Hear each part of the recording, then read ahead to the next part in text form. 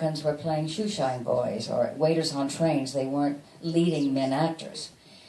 And the reason I'm telling this going back is how High Noon evolved.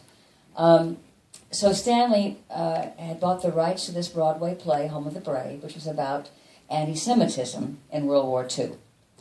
He thought he'd make the stakes a heck of a lot higher by having an African-American in an all-white platoon and the discrimination against him.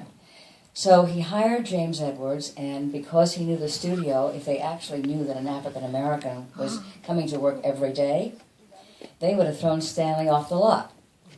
So he had him hide on the floorboard of his car, Stanley's car, every morning, to and from work, and he swore the casting crew to secrecy. And he called the film High Noon. There was no High Noon. It was a made-up title by Stanley.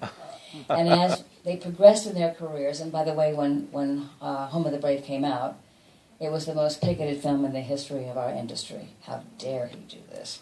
Put an African-American in a lead role.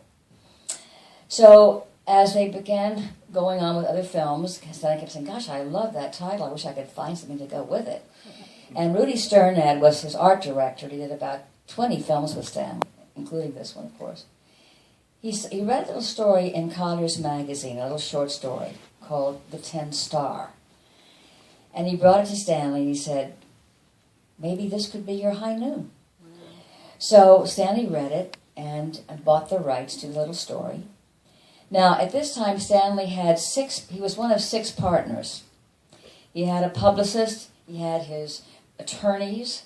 They were partners too because he couldn't afford to pay them, so they got a piece of the action of the films. Everybody did.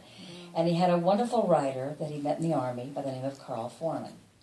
Carl was a fantastic adapter of short stories, but he also wrote an original, and that was The Men, which we also played here a few weeks ago. He was a great writer. And and Stanley was a pretty good writer himself.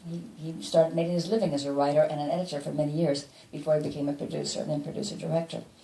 So Carl Foreman wrote High Noon, and that's how the beginnings of this film. Wow. And